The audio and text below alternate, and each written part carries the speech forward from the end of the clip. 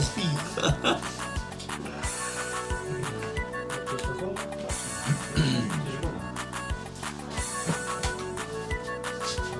To dam, ja.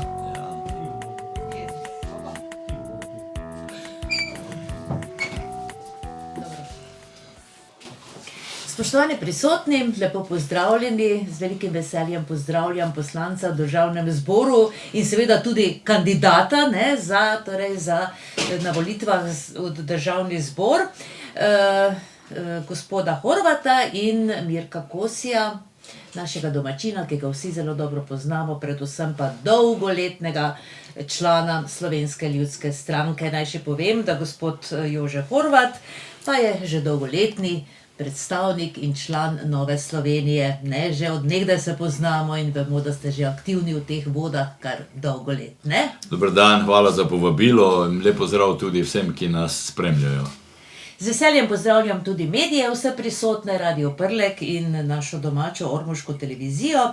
Vsekakor pa želim povedati, da koalicija, torej Nova Slovenija, Slovenska ljudska stranka in torej Fokus letos na volitvah delujejo kot koalicija. Torej ste se združili, nekako ste se dogovorili že lansko leto novembra, ne, da boste stopili skupaj v akcijo in rešili to našo ljubo Slovenijo. Torej Slovenska ljudska stranka, Nova Slovenija in Fokus, torej boste delovali na letošnjih državnozborskih volitvah skupaj. Tako da še enkrat lep pozdrav vsem skupaj in tisto, kar je ključno danes, ne, oziroma vprašanje, ki vam ga želim uvodoma zastaviti, pa je, zakaj ste se sploh odločili nastopiti na letošnjih državnozborskih volitvah skupaj, torej vse tri stranke. Gospod Horvat, morda bi prvi odgovorili na to vprašanje. 4 leta Golobove vlade opažamo, da v Sloveniji dejansko vlada kaos. Noben sistem pravzaprav ni urejen tako, kot bi si mi to želeli. In čeprav je Golob na začetku mandata napovedal, da bo to reformna vlada, in zdaj, če pogledamo na koncu mandata, katere reforme so bile realizirane, bodimo pošteni, bila je realizirana pokojninska reforma. Tudi mi v parlamentu Nova Slovenija ni nasprotovala. Bila so dolgotrajna pogajanja glede pokojninske reforme in tu lahko damo, kot rečemo, radi kljukico. In to je pravzaprav edina reforma, ki je zaključena. Golob je tudi povedal, da bo zdravstvo njihova prioriteta. Kaj imamo danes v zdravstvu? V zdravstvu imamo razsulo, imamo približno skoraj 150 tisoč ljudi brez osebnega zdravnika, imamo okrog 230 tisoč žensk in deklic brez ginekologa in okrog 10 tisoč otrok brez pediatra. To je katastrofa. Slovenija je preveč bogata in Slovenija mora zagotavljati svojim državljankam in državljanom zdravstveno oskrbo. Zakaj smo se povezali? Samo to, kar sem naštel, je samo nekaj razlogov. Da ne govorim o tem, da Golobova vlada duši vse, ki so delavni in prizadevni. Duši gospodarstvo, še več, imamo predsednika vlade, ki izganja gospodarstvo iz Slovenije. Saj se spomnimo na enem zborovanju z gospodarstveniki. On prostodušno povedal, ja, gospodarstveniki, če vam pa tu ni všeč, če pa želite optimirati svoje poslovanje na Hrvaškem ali pa celo v Bosni, pa kar izvolite, pejte. Jaz na svetu ne poznam premijeja, ki bi izganjal gospodarstvenike. Tega ni. No in potem se je zgodilo prvič v zgodovini samostojne Slovenije, letos bomo praznovali 35-letnico samostojne države. Prvič se je zgodilo, da smo se povezale 3 stranke. Nova Slovenija, Slovenska ljudska stranka in stranka Fokus Marka Lotriča.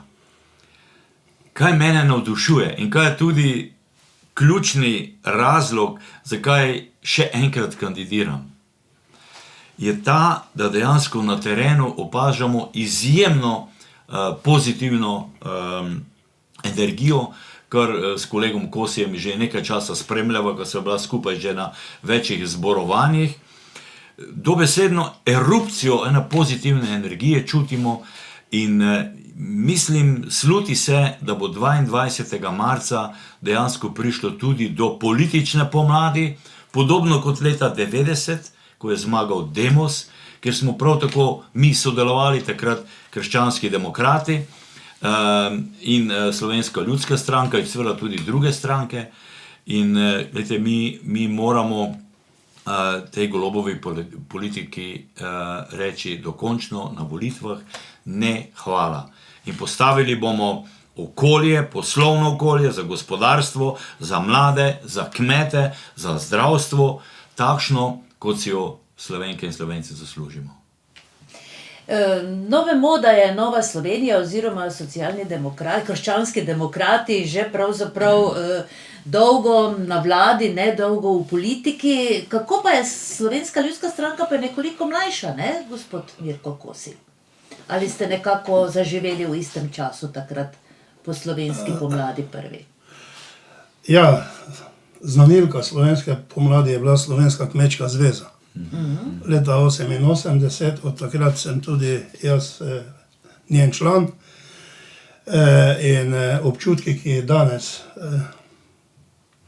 potem ko je Slovenska ljudska stranka 12 let izven parlamenta, me prevevajo ravno in zato sem danes tudi z gospodom Horvatom na isti strani, na isti barčici, da rečem, na tem razburkanem političnem valovanju te naše domovine, da si z skupnim ciljem želimo te valove prerezati, praktično vse te nove obraze postaviti tam, kamor spadajo, to je v zgodovino, in z to pozitivno energijo, ki jo doživljamo sami kot kandidati danes na terenu, enostavno 22. marca reči temu konec in 23. je nov dan. In glede na to, da se približuje obletnica nastanka, 35 let od nastanka naše domovine, praktično biti tisti, ki bomo tudi to praznovanje urejali in ga po meri Slovencev tudi doživeli. No, in to je verjetno tudi vzrok, ne, da je Slovenska ljudska stranka se združila s temi naprednimi pravzaprav strankami, še vedno lahko rečemo naprednimi, ne? Kljub temu, da ste nekako po letih že dolgo žive stranke, ampak vedno ste imeli take fine zadeve za rešitev te naše ljube domovine. Ja, zato seveda so potrebni ljudje. In splet okoličin ali sreča je prinesla kongres, izredni volilni kongres pri ljudski stranki. Dobili smo mlado predsednik, ambiciozno. Volitve so imeli tudi v Novi Sloveniji, zamenjali predsednika. In to je bil pogoj, kot pravi predsednik Vrtovec, Jernej, predsednik Nove Slovenije, naredimo 2 koraka nazaj, da bomo naredili 5 naprej. Pridružil se je gospod Marko Lotrič in danes smo tukaj. Danes ni več koraka nazaj za nas. Enostavno mi imamo cilj, kot se nekako v pregovorih pove, ne, kjer je luč, kjer je cilj, tam se pot najde. In mi bomo pot ne poiskali, mi jo vidimo in jo imamo. No, kako so, gospod Horvat, torej ti dogovori takrat novembra lansko leto potekali? Se pravi, vi predstavniki 3 strank, torej Nove Slovenije, Slovenske ljudske stranke in Fokusa, torej ste se sedli skupaj in si rekli, gremo v akcijo skupaj. Je bilo tako? Kako pravzaprav je to potekalo? Kako ste sploh prišli na idejo, da se združite? Torej? Glede na naš volilni sistem, mi v zadnjih nekaj volitvah opažamo, da so volivci, ki so kakšno desno-sredinsko stranko volili, pa ta ni prišla v parlament, so ti glasovi šli v prazno ali čez ramo, kot radi pravimo. In smo rekli, če želimo, in to moramo narediti, to je nujno za Slovenijo, če želimo narediti desno-sredinsko vlado, ne sme iti niti en glas z desne sredine čez ramo oziroma v koš. In na ta način smo ustvarili skupno listo. To pravzaprav ni ista formula kot Demos, ker so bile različne stranke in vsaka je šla takrat s svojo listo na volitve. Mi smo si pa 88 volilnih okrajev, koliko jih imamo v Sloveniji, no plus 2, tako imenovana manjšinska, za predstavnika pomurske madžarske narodne skupnosti in italijanske. Se pravi, mi smo si 88 okrajev kolegijalno, kot pravi predsednica ljudske stranke Tine Bregant, pravi, to niso bila pogajanja so bili kar trda, ne? To so bili pogovori med zrelimi ljudmi. In mi smo si 88 okrajev razdelili, Nova Slovenija 49, Slovenska ljudska stranka 24, Fokus Marka Lotriča 15, skupaj 88. In čisto podrobno, da vam razložim, ko smo se odločili za ta projekt na organih stranke, to je naš izvršilni odbor pa svet stranke, smo mi dali pooblastilo za pogovore predsedniku stranke. Mislim, tu se ne more pogajati na eni strani, na vsaki stranki 20 ljudi. Potem bi mi prišli do cilja še leta 2030. In zato je bilo ključno, da so se najprej 3 predsedniki dogovorili, segli v roke, podpisali sporazum in potem seveda tisti glavni tajnik in tako naprej, operativci, ki so si pa potem razdelili določene okraje in na te okraje zapisali tudi imena in priimke kandidatov. In ravno to danes največ šteje, bolj kot programi. Ljudje vidijo, da se znamo povezati. Ker gledajte, meni v Prekmurju pravijo moji rojaki, moji volivci, pa kaj se vi tam v parlamenti samo kregate? Res je, v teh zadnjih 4 letih se je parlamentarna retorika ali pa, če hočete, kultura nivoja komuniciranja, diskusije, je padla kot še nikoli. Padajo žalitve. Pred 2 dnevoma je nekdo na odboru od Svobode, poslanec Svobode, našemu predsedniku Jerneju Vrtovcu, ki vodi komisijo za nadzor javnih financ, rekel cigo jedan. Si predstavljate, takšen ne more biti poslanec, poslušajte, ne more biti poslanec. Mi tu v našem delu Slovenije znamo kulturno komunicirati. Morda, in čisto demokratično je, da se pri vseh zadevah kdaj ne strinjamo, ampak poskušamo najti in zbližati rešitve.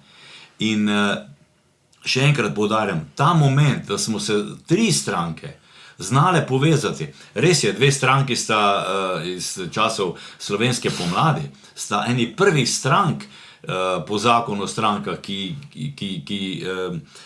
ko je bilo možno registrirati stranke. Ne? Prej smo imeli totalitarni sistem, je bila samo ena stranka. Ne?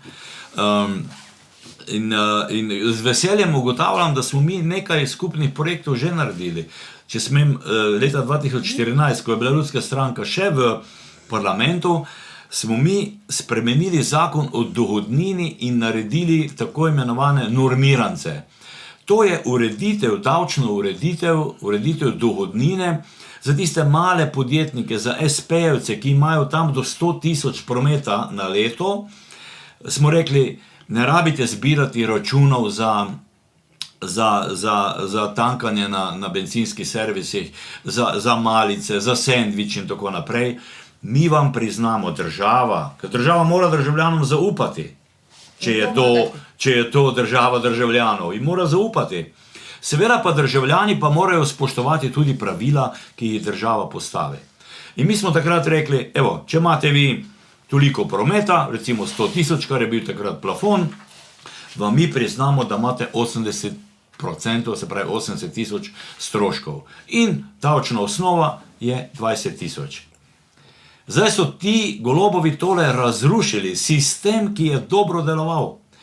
In normiranci so po podatkih Fursa bistveno več davka plačali, kot tisti, ki vodijo knjige. Ker vsi vemo, da če vodiš knjige, se da tudi kaj, kako se že reče, kreativno računovodstvo. Ne? Pa pustimo zdaj to. Ne?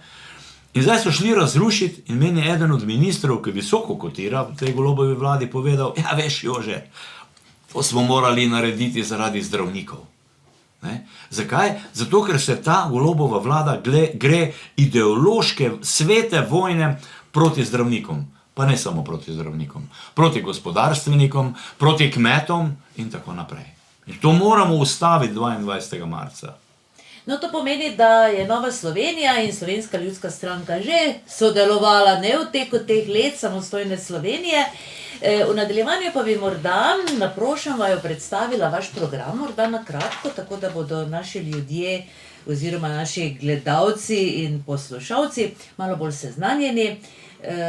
Mirko, seveda pa bi morda še pred tem kakšno podporo dali našemu domačinu, ne? V drugem volilnem okraju bo naš Mirko, ki je zelo vpliven človek v Ormožu, dober občan, vse posod, torej je zraven, ne Mirko? In gotovo se bo Mirko zavzemal za kmetijstvo, ne, kar je zelo pomembno za našo Slovenijo. Sicer pa, torej predtem še malo vaš program, bi morda Mirko povedali, vi kako recimo od gospodarstva, kako boste se zavzemali, potem demografija, je tudi seveda zdavki ti naši, ne, ljubi, zdravstvo ste itak že povedali, infrastruktura in promet pa je tudi pomemben. Ja, Ali damo besedo gospodu Horvatu, recimo, ki je bolj izkušen, ja, najbolj izkušen. pa aktiven, direktno No, in te pa pet izvolite, gospod parlamente. Hvala lepa, jaz sem zelo vesel, ker z Mirkotom se že dolgo časa poznava, ravno zdaj, ko sva se srečala na parkirišču, sem mu povedal, kaj imam v mojem telefonskem imeniku napisano pri njegovi telefonski številki, ampak to je najna skrivnost. Ko si v Mirko. Ja, Mirko se je veliko prizadeval tudi za vzpostavitev nove sladkorne tovarne in tako naprej in ja, že nekaj let se poznava. Mi imamo skupni program, normalno, v kratkem bo, mislim, da zdaj konc tega tedna bo natiskana tudi programska knjižica. In Mirko je kandidat v vašem volilnem okraju skupne liste, torej kandidat Slovenske ljudske stranke, kandidat Nove Slovenije in kandidat Fokusa, skupne liste. Tudi na glasovnici za gledalke in gledalce, volivke in volivce, na glasovnici bodo vsi trije logotipi strank. Vsi trije. Najprej bo številka, te še danes nimamo, ker še ni bilo žrebanje, potem logotipi vseh treh strank in bo pisalo Nova Slovenija plus SLS plus Fokus. In potem na koncu kandidat, v vašem primeru Mirko Kosi, Miroslav, ne? Uradno Miroslav, ne? Ja. Referenčni glas bomo možno? Ne, tega pa ni. Tega po zakonodaji, po zakonu o volitvah v državni zbor nimamo, zaenkrat nimamo. Dobro. Program. Mi poslušamo ljudi. V Novi Sloveniji pravimo, da smo blizu ljudem. To je naš že dolgoletni slogan med drugim. In kaj so ljudje rekli v sredini januarja, v sredini prejšnjega meseca, je Mediana ljudi spraševala, kaj naj bi bile ključne teme, na katere bi morala vprašanja oziroma odgovore najti naslednja koalicija oziroma naslednja vlada. In ljudi politik mora poslušati. Mi dva sva gotovo te sorte. Prvo so ljudje rekli, 76% vprašanih, več kot 3/4 je reklo, uredite zdravstvo. Zdravstvo na prvem mestu. Drugo, gospodarstvo. 46%, pravi, skoraj polovica vprašanih je rekla, uredite gospodarstvo. In potem tako naprej, da ne naštevam še drugih področij, ki so tudi pomembna. Vsa so pomembna. Politika mora urejati vsa področja. Zdravstvo.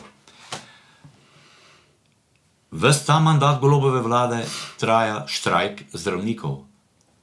Golob je prepovedal, da bi se z njimi pogovarjali. Prepovedal. Še več, zdaj ko imamo vlado, ki se imenuje Svoboda, je vsak dan kakšna prepoved. Vsak dan prepoved. Kakšna je to svoboda? In zdravniki, ki delajo recimo v UKC Maribor, UKC Ljubljana, pa drugih bolnicah ali zdravstvenih domovih, imajo prepovedano, da bi morda svoj poklic, da bi zdravili tudi v svojem prostem času. Popoldne, soboto, nedeljo. A je to kaj slabega? Zato preprosto, ker Robert Golob ne zna definirati, kaj je javno zdravstvo. Ker je zanimivo, ne? Golob se zavzema, oziroma ta koalicija Golobova se zavzema za javno zdravstvo, pa tudi mi se zavzemamo za javno zdravstvo. ampak mi ga imenujemo, razumemo zdravorazumsko. Kaj je javno zdravstvo? Tudi če hočete, kaj je javno šolstvo? Javno zdravstvo je tisto zdravstvo, ki se financira z javnim denarjem, z javne blagajne, v katero vsi mi zaposleni plačujemo prispevke. To je javno zdravstvo. Zdaj bom po domače povedal, kaj pa mene briga, kdo je lastnik neke klinike, zdravstvene inštitucije, bolnice, če jaz nujno potrebujem operacijo, takšno ali drugačno, ali takšno drugačen pregled. A vi takrat, ko ste bolni, razmišljate, kdo je pa tam lastnik? To nišče ne razmišlja. Bolnik si želi samo eno, da bi bil čim prej zdrav. Vse drugo je irelevantno. Ampak Golob pravi, ne, zdravnik popoldne ne bo smel delati in ne sme delati še nekje druge. Ja pa če je pri močeh, pa zakaj ne bi delal? Zdaj nekateri pravijo, da so to dvoživke, ne tako imenujejo zdravnike. Zdravnike imenujejo za živali. Dvoživke so živali, amfibija se reče latinsko. Da smo prišli tako daleč in normalno, da zaradi tega potem govorim o sveti vojni proti zdravnikom. Se pravi, naša rešitev, naš program, zelo kratek in zdravorazumski. Če imate vi čakalne vrste, ki sem jih prej naštel, v času Golobove vlade so se čakalne vrste podaljšale v povprečju za 70%. Zdaj on pravi, da so to namišljene. A res? Pokaj sva midva bolna, sva midva namišljena bolnika? To poznamo iz ena drama, iz literature. Ni da so namišljena bolnika, a tako nas ponižuje. Če imamo čakalne vrste, se pravi, da moramo mi kapacitete, ki jih imamo v zdravstvu, vse in res vse, povečati, angažirati, da bomo lahko čim prej opravili zdravstveno storitev pri pacientu. To so seveda državne inštitucije, bolnice so državne. Potem zdravstveni domovi, ustanovijo jih občine. Tudi zasebne klinike in ambulante, ki imajo koncesijo, ali pa čisti zasebniki. Meni je vseeno. Glavno je to, ker celo življenje plačujem v zdravstveno blagajno, želim, da dobim čim prej kakovostno zdravstveno oskrbo. To je ključno. Naslednja stvar, gospodarstvo. Ker Mirko bo pa malo več o kmetijstvu povedal. Gospodarstvo. Gospodarstvo je ta vlada, Golobova vlada, praktično vsake 3 mesece zadušila z novimi davki in birokratskimi ovirami. To ni moja pogruntavščina ali pa pogruntavščina najinih strank. Državna statistika, Statistični urad Republike Slovenije, zdaj 2-3 dni nazaj so bile objavljeni podatki in grafi o gospodarski rasti. Kakšni rasti? Padcu. V vseh 4 letih Golobove vlade beležimo padec gospodarske rasti. Lansko leto približno 1%. Mi smo skoraj da v recesiji. 1%. Kaj to pomeni? To pomeni, da tudi v proračun in v pokojninsko in zdravstveno blagajno ne pride toliko denarja, kot smo predvidevali. In zaradi tega bomo mi najprej razbremenili delo. Kaj to pomeni? To smo že naredili v začetku leta 2022 z zakonom o dohodnini, se spomnite, ne? Ko ste pri istem brutu imeli višji neto. Golob je rekel, ne, to ni dobro, ker je to naredila prejšnja vlada in vse, kar je naredila prejšnja vlada, je dejansko vrgel čez ramo. In če bi ta naša davčna zakonodaja ostala dohodninska, bi mi zdaj letos, oziroma že konec lanskega leta, imeli minimalno plačo 1022 evrov. Zdaj pa Luka Mesec, minister za delo, jaz ga imenujem minister za nedelo, se pa zdaj dela frajerja, pravi, poglejte, jaz sem pa zdaj določil administrativno, on določil, da je minimalna plača 1000 evrov. Zaradi te minimalne plače bomo vsi imeli manj, ker kdo zdravo razmišlja, ve, da bo zaradi tega vrtec dražji, ker tudi tam so ljudje zaposleni na minimalni plači. In vse posod v drugih segmentih, kar bo dejansko stroške dela povečalo, na račun delodajalca, ne? Če bi pa naš zakon o dohodnini obveljal, bi pa se država temu odpovedala, zdaj boste rekli, ja, kdo bo pa potem to luknjo v proračunu nadoknadil, manj bi bilo sive ekonomije, ker danes je te sive ekonomije ogromno.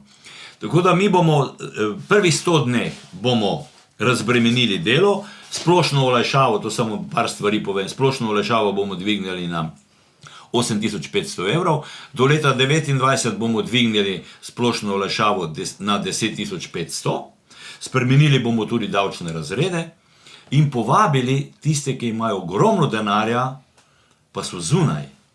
Veste, kje so naši športniki, ki imajo, hvala Bogu, so izjemni, so na svetovni špici. Veste, kje imajo oni, ki plačujejo davke? V Monaku, recimo, ne? Zakaj? Zato, ker tam manj davka plačajo. Zakaj ne bi prišli k nam, pa mi rečemo, gledajte, naši ste, Slovenci ste, za tiste, ki imajo nad 1 milijon dohodkov, ne? Športniki in tako naprej, za tiste naj bo ena konstantna cifra, recimo 10% davka. Mi pa zdaj tega nimamo, jih na nek način davčno izganjamo. In še drugi so, normirance bomo postavili na način tako, kot je treba, potem uvedli bomo pavšal, mali in veliki pavšal. Zdaj en mali bife, en mali gostilničar, ki ima tam 4-5 miz, ne, mora skrbeti za vsak račun in tako naprej, kar je ok, mi bomo naredili pavšal. Bomo rekli, aha, tvoja gostilna je toliko velika, če to deluje recimo v Nemčiji ali pa v drugih evropskih državah, mora tudi pri nas. In se reče, aha, takšno kapaciteto imaš pa še tam eno teraso, pavšal, toliko davka. Za tiste, ki imajo več prihodkov, recimo nad 300 000, oziroma do 350 000, da sem natančen, bo stopnja davka nekoliko drugačna. Ampak, še enkrat, kaj pomeni pavšal? Pavšal pomeni, da država zaupa državljanom. Res pa je, državljan pa ne sme izigravati pravil. Pravila, ki jih postavi država, morajo biti. No, morda še preden nadaljujemo o božičnicah, kakšno je vaše mnenje v vaši koaliciji? V naši koaliciji smo božičnico pozdravljali, ampak ne na tak način. Ko je prišla na koncu leta, vsak poslovnež, vsak direktor, vsak lastnik podjetja, vsak kmet, če hočete, ki ima zaposlene ljudi v dopolnilni dejavnosti in tako naprej, si naredi finančni načrt za celo leto. In zdaj praktično se leto že skoraj da je izteklo, je prišel Golob pa je rekel, božičnica bo in bo obvezna. To je mnoga podjetja spravilo pod vodo. Vemo, o čem govorim. Nekatera so zaprla podjetje, prekinili poslovanje, zaključili poslovanje. Nekatera zaradi takšnih administrativnih direktiv, to je diktatura, veste, to je diktatura, se selijo ven. Za nazadnje, dokaj sveža informacija, Ecolab, ameriška firma v Mariboru, 70 ljudi je pognala na cesto in gre v Romunijo. Ker se ne grejo več tega ekonomskega eksperimentiranja, kot je nekoč za Jugoslavijo povedal Ata Oman, kot ga imenujemo, Ivan Oman, oče, eden od očetov slovenske osamosvojitve. In takšnemu eksperimentiranju moramo narediti konec. No, v svojem programu ste tudi dobro obdelali in se pripravili na infrastrukturne in prometne vidike oziroma vprašanja, pa tudi o demografiji. Ne ste razmišljali, bi morda tako v 2-3 stavkih lahko še to pojasnili, preden Mirku damo besedo. Demografija je veliki problem Evrope, toliko večji Slovenije. Slovenska družba je družba, ki se najhitreje stara. Tako da tisti, ki so malo mlajši, pa še recimo morajo, 20 let delati ali pa 40 let delati, ne, ti morajo biti zaskrbljeni, kdo bo za njih plačeval pokojnine. Ker mi imamo pretočni sistem. To pomeni, da to, kar se ta mesec zbere iz prispevkov za ZPIZ, to se dejansko potem pretoči v pokojninsko blagajno in pokojninska blagajna izplača mesečno pokojnino. Ta številka je na letni ravni okrog 9 milijard. To mora nekdo nabrati s prispevki. In če ne bo mladih, če ne bo gospodarstva, edino in edino močno gospodarstvo je garancija za dobro socialno državo in za spodobne penzije. Ne? Kar se tiče demografije, prvo, kar bomo naredili, bomo uvedli brezplačni vrtec. Za marsikdo bo rekel, ja, kje boste pa vzeli denar. Mi smo imeli prej ministra za delo, družino in socialne zadeve, to je kolega Janez Cigler Kralj. In smo izračunali, kakšno bi bilo to breme za državni proračun. Dobrih 200 milijonov. A veste, koliko denarja dobi kolesarjat? Veste, o čem govorim? Kolesarjat v Ljubljani, ki je kolesaril za časa covida, za časa epidemije. To ni samo Jaša Jenull, to je ogromno enih organizacij, ki štartajo na razne razpise in na letni ravni dobijo okrog 140 milijonov. In mi bomo, zelo jasno povem, mi bomo za nevladne organizacije, ki so več ali manj podaljšek levih političnih strank, mi bomo tem nevladnim organizacijam zaprli pipice in dali več tistim nevladnim organizacijam, ki dejansko delajo v humanitarne projekte, gasilci, Karitas, Rdeči križ in tako naprej in tako naprej. Takšne potrebujemo. In tukaj bi bilo najboljše, gledajte, mi imamo danes možnost, da 1% dohodnine lahko vsak dohodninski zavezanec sam reče, komu bo dal. Bo dal domačemu prostovoljnemu gasilskemu društvu, recimo polovico pa recimo Karitasu, recimo. Ne? Bilo bi dobro, da financiranje nevladnih organizacij tistih, ki so podaljšek leve politike, da dejansko ukinemo, ljudje pa naj sami povejo, komu bodo namenili recimo 3% dohodnine, ne 1 ali pa 2%. To moramo narediti matematične simulacije, da vidimo, koliko je to denarja in tako naprej. Da ljudje sami financirajo nevladne organizacije. To je tista prava zadeva.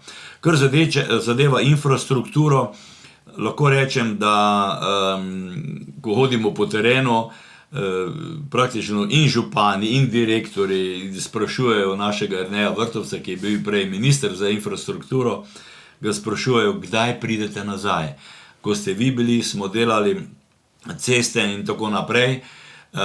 Naš skupni projekt je Povežimo Slovenijo, v smislu infrastrukture, Povežimo Slovenijo.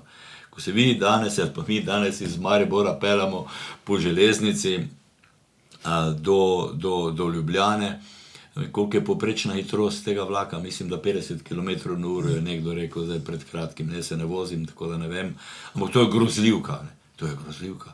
Mi smo padli iz tistih časov, smo na slabšem kot takrat, ko je Marija Terezija zgradila železniško progo. In tukaj se pa dogajajo velike barabije. Samo en primer povem. Za infrastrukturo, za prometno infrastrukturo se nameni ogromno denarja, ogromno. Zadnjih nekaj let več kot 1 milijarda za to. In tukaj je veliko barabije, samo en primer. Poslovna stavba Dars je imela vrednost ob začetku gradnje, vrednost investicije 18 milijonov evrov. Zdaj se je podražila za 90%, tam nekje okrog 30%. Zdaj predstavljate za eno poslovno stavbo, Dars ni veliki, čeprav ima velike avtoceste, ampak Dars kot sistem ni veliki. Zdaj predstavljate, da gradite poslovno stavbo za 30 milijonov evrov. Kdo pa to gradi? Brat od predsednika uprave Darsa, brat od Ribiča to gradi. Mi se moramo tu dvigniti, in reči dovolj je kraje milijonov, to niso fičniki, to so milijoni, to so desetine milijonov, ki se kradejo. Železniška postaja, to vemo, ne? Železniška postaja, Jesenice, 170 milijonov. Ne more, to moramo prekiniti in narediti večji nadzor nad porabo javnega denarja. No, kot je bilo povedano, vse, kar smo slišali, boste dejansko imeli veliko dela in tudi veliko odgovornost, torej, ne. Sedaj pa je torej čas, da se malo posvetimo našemu kandidatu, torej z našega drugega volilnega okraja. Verjamem, gospod Mirko, da se pa boste vi še najbolj zavzemali za kmetijstvo in podeželje. Ne? Ja, res je. Jaz ves čas poudarjam, da bi moralo kmetijstvo biti tretirano kot gospodarska dejavnost, kar dejansko tudi je. In sama kmetija kot kmetija je podjetje in tudi tako bi moralo biti obravnavano tudi v družbi. Če bi kmetije imele približno taki status, bi tudi mogoče več mladih danes, ki so izobraženi, to zadevo bistveno bolj razumeli. Ne da se govori o kmetijstvu poniževalno, kljub seveda mogoče opravičilom nekaterim, ki mislijo in verjamejo, da to ni tako, ampak tako mladi doživljajo to našo realno stanje, kar se tiče kmetijstva. Še bolj me žalosti, saj sem vpet v to, zdaj čez 40 let profesionalno, da govorimo o samooskrbi. Mi imamo v programu nekako začrtano 80% samooskrbo. Švica ima zapisano v ustavo po drugi svetovni vojni 82%. Pri njih delujeta 2 tovarni sladkorja, danes. Mi jo razumemo po smučarjih, po Alpah, ne, in mislimo, da je to neka alpska dežela, v kateri uspeva samo turizem, gorske železnice in čokolada, Milka. Ne, z vijolično kravo, in to kažemo našim otrokom v vrtcih, ne. Seveda ne mi, kažejo jim trgovske verige, ki so to reklamo zelo dobro služijo, in v bistvu je to škoda na status kmetijstva in kmeta v družbi. Tako da tisto, kar pa je najbolj boleče, pa so administrativni ukrepi, ki se kopičijo, in zadnji podatek iz prejšnjega tedna, ko je ministrstvo objavilo razpis za male kmetije, za male kmete, 1,5 milijona sredstev, se je ta na razpis prijavil eden kandidat, ki je žal dobil zavrnjeno vlogo, in 1,5 milijona je ostal v proračunu ministrstva za kmetijstvo. Se pravi, pogoji za pridobitev teh razpoložljivih sredstev so zapisani tako, da so nedostopni. Se pravi, to počnejo dobesedno na ministrstvu za kmetijstvo za pripravo teh pogojev ljudje, ki praktično so izgubili ves realni stik z terenom. Skratka, tu pa po informaciji, ker tam sem spoznal veliko ljudi, ki danes tam žal več ne morejo delati, ker niso več kompatibilni s sedanjo ministrstvom in vodenjem tega ministrstva, so morali žal oditi. In kolegi, ki mi to z dolgoletno delovno dobo na ministrstvu razlagajo žalostno, kakva podoba dejansko izgleda. In tega stika ni. V bistvu tam uspevajo samo lobisti, ki enostavno znajo tudi izsesati ta razpoložljivi evropski denar za neke projekte, ki pa nam samooskrbe praktično sploh ne zagotavljajo. To so neke mehke oblike, kjer produkcija ni več pomembna, kjer je samo neka zelena agenda, ki je na zunaj zelena, znotraj pa gnila. In praktično temu treba narediti nekako konec. In kmetijsko politiko, predvsem, jaz sem večkrat bil tudi kot človek, ki sem se zavzemal za neko revitalizacijo neke proizvodnje, tudi na ministrstvu za socialno. In pa kaj bi vi radi? Mi pravimo, da je delavec na kmetiji adekvaten državljan vsem ostalim. Morali bi ga jemati podobno. Ne danes, da kmetija pri dolgotrajni oskrbi, ti ljudje, ki so kmetije pripeljali, da so ostale še žive, nimajo pravice do dolgotrajne oskrbe. Njihovi svojci so izzeti. Pa pokojnine, ne? Se pravi, to je nedopustno. Jaz še se spomnim iz svoje osnovne šole, da sem imel zeleno zdravstveno knjižico. kot član kmetijskega gospodarstva. Ko sem prišel v zdravstveni dom, sem bil že deklariran drugače kot otrok. Se pravi, ta praksa praktično se bistveno ni spremenila. Ne? Vsi pa nam želijo, ne, dobesedno razlagati, kako pomembne so kratke verige,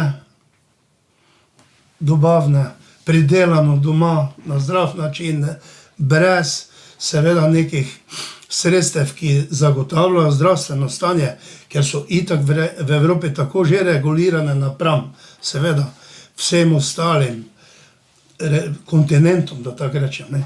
Mi smo nadstandardni, cela Evropa. To, kar pa se dogaja še pri nas, pa je zaskrbljujoče to, da nimamo več niti sredstev, da bi zagotavljali zdravstveno stanje rastlina, ki danes v teh ekstremnih, da tako rečem, pogojih, ne, od velikih vročin v enem tednu, pa potem nizki temperaturi in te rastline morajo to vse doživljajo in ostati kao zdrave. Ne. Mi zato praktično nekih pravilnih in poštenih sredstev dobesedno za neko nespametno regulativo, ki jo sprejemajo na ministrstvu, dobesedno pač nimamo in ta boj izgubljamo. Mi praktično težko zagotavljamo zdravo hrano v navednicah, kot si jo nekdo fiktivno predstavlja. Enostavno, ne vem, na osnovi časa. Ne. Skratka, tako da dela, kar se tiče sektorja kmetijskega ministrstva in vsega tega dela, bo ta vlada z nami imela veliko. To bo mukotrpno delo, zato ker je proces, ki je trajal, ne, predvsem v vseh teh letih levi vlad, tako bil, da tako rečem, poškoden ali pa škodljiv in celo bolj zaničevalen do kmetijstva, da je res pred nami zelo trdo delo. Je pa res, da pa v pridne ljudi in sposobne ljudi na podeželju verjamem, da če se jim pokaže prava smer in prava pot in rešitve, tudi z njihovimi sugestijami, predlogi, kar enostavno rabijo, da lahko skupaj naredimo pa pot nazaj na pravo pot. Skratka. No, gospod Mirko, če vam bo uspelo torej priti v državni zbor, zakaj pa bi se torej prvenstveno vi zavzemali, glede na to, da dejansko z kmetijskega območja prihajate, ne? Verjetno torej, oziroma morda še prej vprašanje, kako bi po vaše se dalo zagotoviti 80% samooskrbo? Mi smo čez 80% samooskrbo v bivši državi uspeli zadevo pripeljati blizu 40%, nekateri sicer zaradi dveh segmentov, to so piščančje meso in mleko, ne, vse ostalo je problematično, tako da ti dva sektora ne morete zagotavljati več. Mi imamo ogromne probleme v pridelavi zelenjave. Na področju Ormoža samega, kot pač jaz izviram in izhajam, bomo zdaj zaključili še eno fazo namakalnega sistema. Imamo priložnost, da bi lahko v tej regiji dobesedno, pa da še se bolj aktivno vključi Pomurje, ne, ki ima kvalitetno zemljo, in Muro, dve alpski reki, ki sta vedno vodnate, ki sploh nekega velikega pomanjkanja vode ni začutiti, bi lahko oskrbovali ne samo Slovenijo za zelenjavo. Ampak gledajte, kaj je naš problem. Ko v Nemčiji neka poljščina da rezultat nad povprečen, kot je lansko leto krompir, imamo mi trgovske verige, ki nam ta krompir iz Nemčije veselo po nizki ceni ponujajo, kupec kot kupec gleda na ceno in slovenski pridelovalci krompirja praktično izvisijo, kljub veljavnim pogodbam. Razumete? Ni penalov, ni nič, ker se nekako tudi, ali pa rečemo, da ni zavez, ne vem koliko teh slovenskih kotičkov ali pa deklarirane slovenske hrane, ki vemo, če je samo vrečka v Sloveniji na nekaj gordana, je takoj poreklo ali EU ali pakirano v Sloveniji in je to kao dovolj. Imamo s tem težave, ne? In če bi izkoristili potencial, kot je voda, kot sonce, kot zemlja, kot pridni ljudje, bi lahko zagotavljali dobesedno za samoskrbo tudi, ali pa vsaj 80% tudi na tem segmentu. In sedaj trošimo ne vem koliko milijonov za uvoz zelenjave, doma pa praktično so ti pridelovalci, ki jih imamo, prepuščeni bolj kot ne sami sebi. Se pravi, te stvari, imamo inštitucije, ki bi lahko že v preteklosti zagotavljale malo boljše stanje, ampak tudi niso svoje naloge opravile.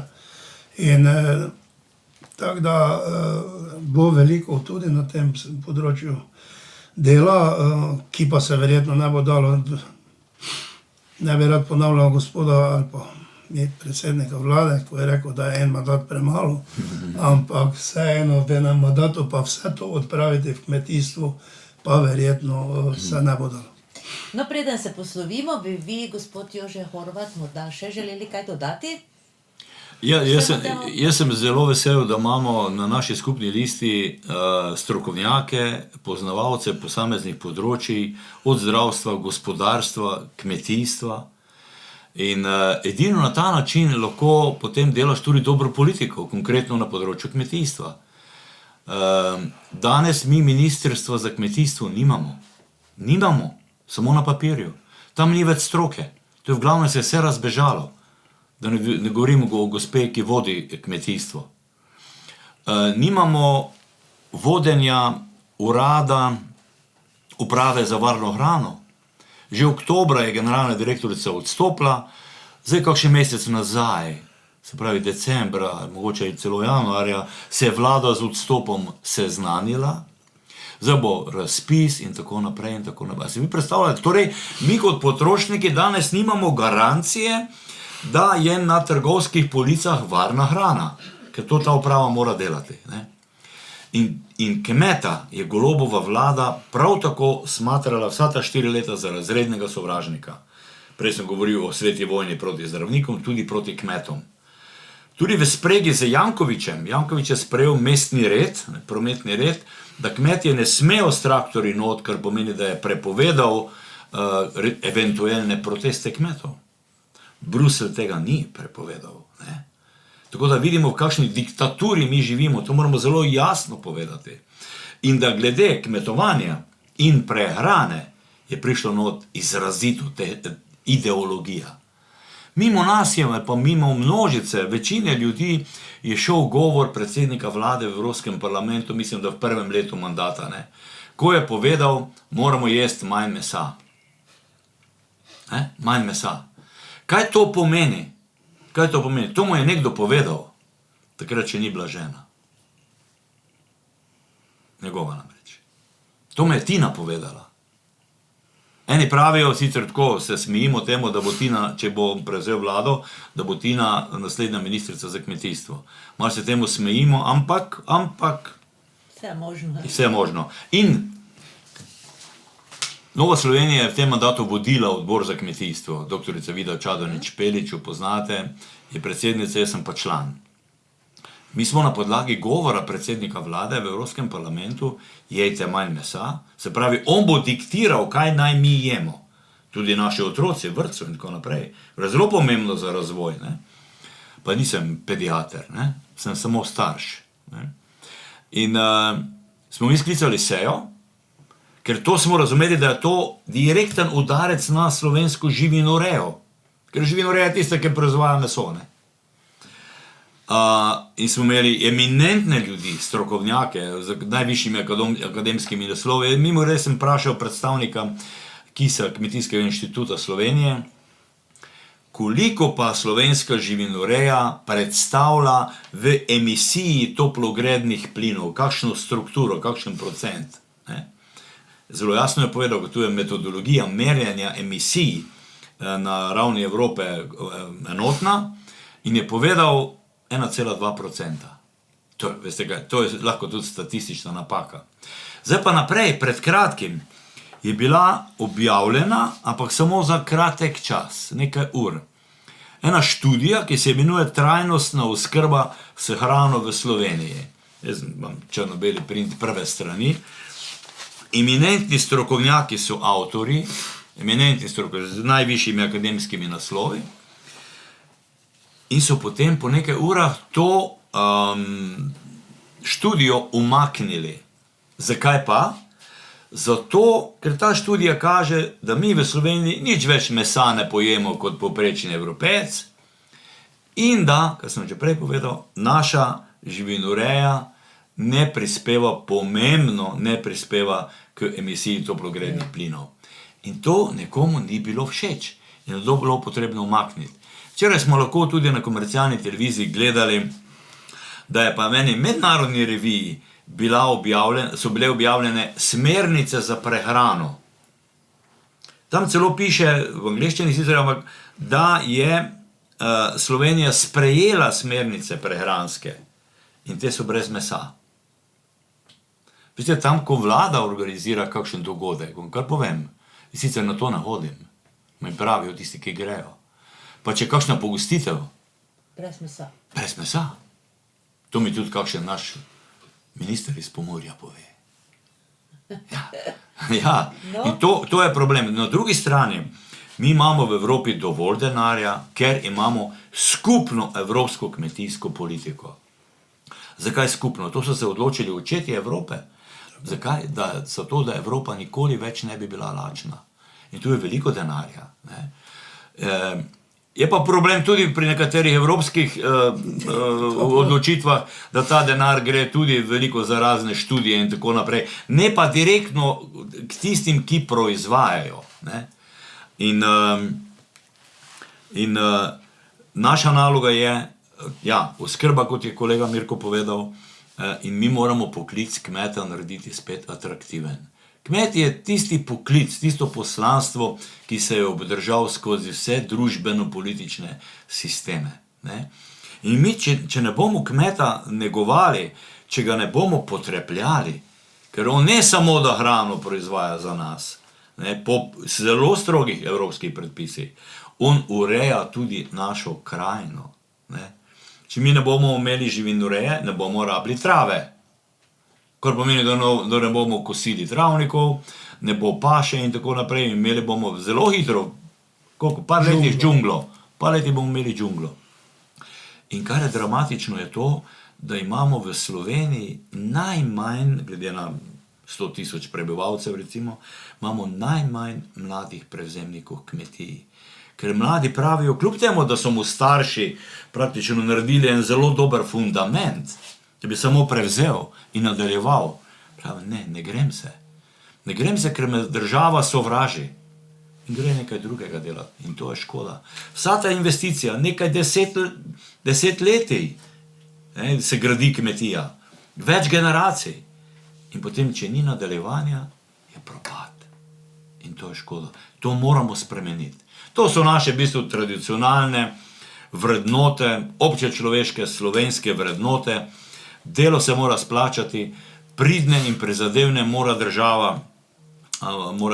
jim mora država dvigniti klobuk, če smem tako reči, ne pa jih konstantno dušiti z novimi davščinami. To moramo narediti konec. Hvala lepa obema. Kolegica, imaš ti morda še kakšno vprašanje? Tako, morda samo še zaključek. Naš kandidat bi najverjetneje še lahko oziroma želel nagovoriti volivce v našem domačem okraju. Ja, jaz si želim in vabim vse, ki imajo volilno pravico, da 22. oziroma še na predčasnih volitvah gredo na volitve in po svoji vesti se odločijo, koga bodo podprli z svojim glasom, s tem pa posledično se morajo zavedati, da bodo si usodo seveda pisali sami. Jaz pa kolegu Mirkotu želim obilo uspeha, je izjemen kandidat na skupni listi NSI, SLS in Fokus. Mirko, srečno. Enako, hvala Jože.